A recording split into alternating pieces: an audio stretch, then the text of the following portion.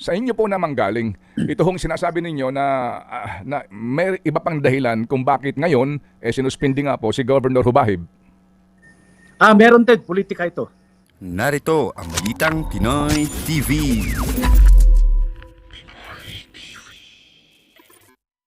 Magandang araw sa atin lahat mga kababayan. Dito na naman tayo sa another episode ng ating vlogs.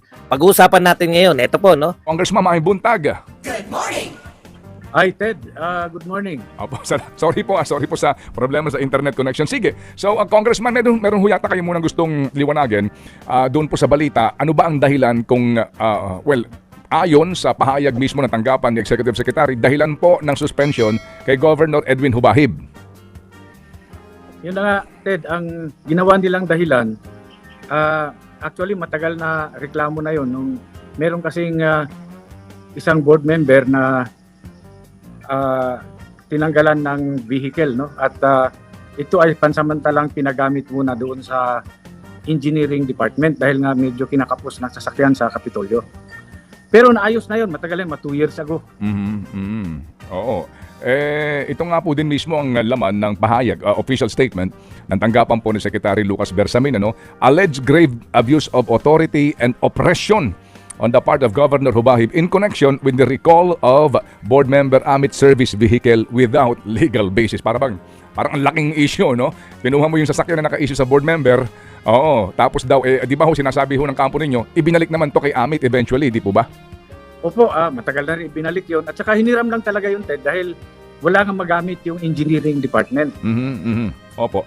Pero ito po yung official na pahayag ng tanggapan ng Presidente. Sa inyo po namang galing. Ito hong sinasabi ninyo na, na may iba pang dahilan kung bakit ngayon sinuspindi nga po si Governor Hubahib. Meron Ted, politika ito. Go ahead, sir. Dahil nga, alam niyo naman kahapon, ay may nakaschedule na malaking rally dito sa Davao del Norte. At ito ay binigyan ng permiso ni Governor Hubahib. Ngayon, itong SAP na si Anton Lagdameo ay nagpadala ng emisary kay Governor Hubahib na kung maaari, wag daw ituloy yung rally dito sa Davao del Norte. Sa kadahilanan na baka pag tinuloy daw mapapahiya siya. Hindi ko naman maintindihan kung bakit siya mapapahiya, wala naman talagang hiya yung taong yan. Ngayon, ang nangyari nga, sabi ni Governor Hubahib ay hindi na pwedeng gawin yun dahil sabi niya, alam niyo naman, kahit mahirap akong tao, wala akong pwedeng ipagmalaki. Wala akong sapat na kayamanan pwedeng ipagmalaki. Wala rin akong sapat na attain na edukasyon, no? Na mataas na edukasyon para maipagmalaki. Sabi niya, kahit dito man lang, pagbigyan niyo ako. Yung isang salita, pwede kong ipagmalaki yan. So, ang akala ni Governor Hubahib, tapos na yung usapan. Ngunit, makaraan ng 1-2 araw, may bumalik na naman sa kanya na emisaryo.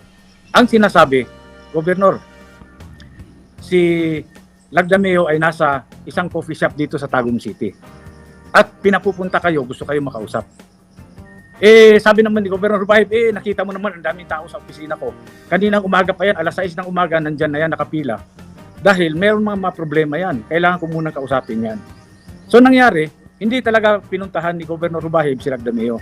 Yun ang nag-ugat kung bakit siya nagalit dahil binastos daw siya ni Governor. Ang hirap kasi dito, Ted, pag hindi kanila makuha sa side nila, pilit nilang alisin yung tao, palitan ng tao nila. Yun ang nangyari dito. Sa awa ng Diyos, natuloy yung rally kagabi at so far, yun ang pinakamalaking rally na nangyari dito sa rally ng Maisog. Opo. Ano ho ba ang pangunahing misyon o dahilan nitong rally po ng Maisog kagabi dyan sa inyong distrito? Ito ay ginawa para magpahayag ng mga hinaing. Hinaing sa gobyerno, laban sa gobyerno na namamahala ngayon. At dito po nga sa suspension na ni Ginoong Hubahib, ano po ang balak niyong gawin ng inyong kampo moving forward sa actual ngayon na mga pangyayari? Ano po ang balak mo ninyong gawin today? Wala tayong ibang balak dito, Ted, kundi questionin yung suspension order na inisyu ni Bersamin. Dahil nga walang due process, Ted. Hindi man lang nabigyan ng notisya si Governor para sagutin yung reklamo. Basta na lang lumabas yung order. Ito ay nangyari, no? Nung umalis yung The Junior sa papuntang Amerika, biglang lumabas yung order na yon.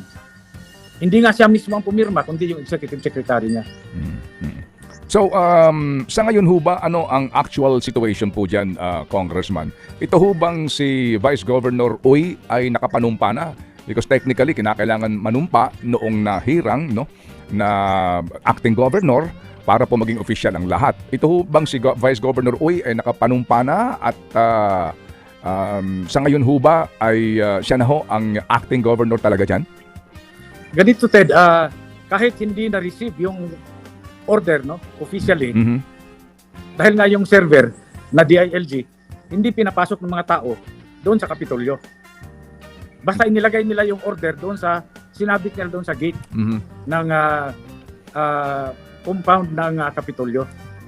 Pagkatapos noon, pinasumpa ng regional director ng DILG itong vice governor as acting governor. Mhm. Mhm. Opo. So sa ngayon po ano ang nature of a petition na inyong ihahain at saan kayo maghahain ng petition para kontrahin itong order na ito coming from the Office of the Executive Secretary? Yung mga abogado ni governor nandiyan ngayon sa Manila para maghain nga ng petition. Malamang kung para sa akin siguro petition for certiorari yan. Mhm. Dahil merong walang due process, no, questionin natin yung nangyari. Okay. And then that's going to happen today. Ano po? Itong paghahain ng petition sa Supreme Court po ito, Congressman? Opo, tama po, Ted. Okay, sige po. So, paano ang serbisyo ngayon sa Kapitolyo? Considering na hindi naman po umaalis si Governor Hubahib sa kanyang opisina at yung kanyang mga supporters po nandiyan pa din at may acting governor po tayo. Paano po ito, Congressman? Yun na nga ang kinalulungkot ko, Ted, dahil nga siyempre madadama yung mga ibang empleyado. Kasi kung ganyan, kung hindi dumaan sa proseso, no, walang due process yung pagtanggal at saka yung pag-oath ng acting governor, paano yan? Kung hindi valid yan, ibig sabihin, lahat po ng gagawin na iuutos nitong acting governor sa empleyado, pag susundin ng empleyado, ultra vires yan. Maaring i-disallow ng COA yan. Opo.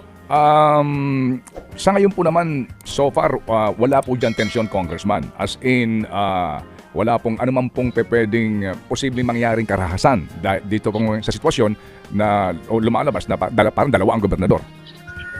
So far, Ted, wala pa namang ganong incidents at sana walang mangyayaring karahasan. Sige po. May talong na po si Chacha. Yes po. Congressman, yun po bang mga supporters nitong si Governor Edwin Hubahib nandun pa rin po sa labas ng Kapitolyo?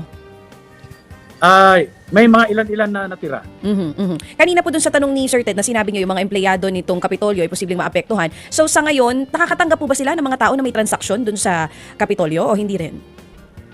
Nakakatanggap naman. Kaya lang ang worry ko dyan ay pagsundin nila kung ano man yung utos ng acting governor at eventually ito ay madesisyonan ng korte na hindi valid yung order, doon talaga magkakaproblema yan. Pero kung sakali po na sabihin naman na valid yung order, willing naman daw po ba to step down si Governor Edwin? Kung sabihin ng korte siguro na valid yung order, siyempre ano naman magagawa ni governor, kundi sumunod sa order ng korte. Opo, sige po. So, panghuli po, Congressman, hindi ko naman maitatanggi, no, na ito pong pamilya ni Ginoong Lagdameo at kayo dyan sa Davao de Oro, sa politika po yung nagkabangga na magmula po noong 2019. Davao del Norte. Davao del Norte. Davao del Norte. Noong pa pong first term ho ni Governor Hubahib, no? Opo. Hanggang sa re-election, di ho ba, no, na pati sa re-election po, ang pinili pa rin ng mga taga Davao del Norte ay sila Congressman Hubahib at kayo po. Saan po tayo dadamputin nito? Itong isyong ito na matindi pong away sa politika nitong grupo ho ninyo at pamilya po ng mga nakakabangga ninyo. Ang sa akin naman, Ted, patas naman tayong lalaban dyan. Meron namang eleksyon na darating. October, filing na ng Certificate of Candidacies. Bakit hindi na lang sila lumaban ng eleksyon? Bakit kinakailangan pang gumawa ng ganitong mga hakbangin? Alright, sige po. So sa ngayon po, meron ba kayong mensahe po sa kampo po nitong si Mr. Lagdameo na ngayon po ay amin din kinukuha ang panig pati po ang tanggapan ng Executive Secretary maging si Vice Governor, Acting Governor Oyo Uy dito po sa isyong ito. Mensahe po lamang dito po sa mga taong ito. Ang mensahe ko lang, Ted, nakikiusap ako. Wala akong pakialam kung ano yung ginagamit mo dyan, kung ano yung sinisingot mo dyan. Huwag niyo naman pagtripan yung gobyerno na pati kami na nanahimik dito, maayos yung patatakbo ng ating gobernador, ay pakikialaman niyo pa. Alam mo, Ted, ang nakakalungkot pa dito, dahil a few weeks ago, itong si Governor Rubahid, nakatanggap pa ng award galing sa DILG. Itong Seal of Good Governance Award. Mhm. Opo. Tapos ganito yung ginawa nila. Sige po. Congressman, kami ho ay antabay dito ho sa mga development today sa paghahain po ng petisyon ng kampo ni Governor Edwin. At again, for the record po, kami tumatawag din sa kabilang panig naman para po sa kanila pong tugon dito po sa inyong sa sitwasyon dyan sa Davao del Norte at sa inyong mga binanggit. Congressman Alvarez, salamat po na marami. Kami po ay antabay sa development dyan sa inyong distrito. Ay, Ted, Chacha, maraming salamat din sa inyong dalawa. Opo. At maraming salamat sa inyong programa. Ito na nga mga kabalita. Ano na ang masasabi nyo patungkol sa balitang ito? Please comment down below mga kabalita. Pag-usapan natin yan sa comment section. At kung di ka pa nakasubscribe sa ating channel, baka naman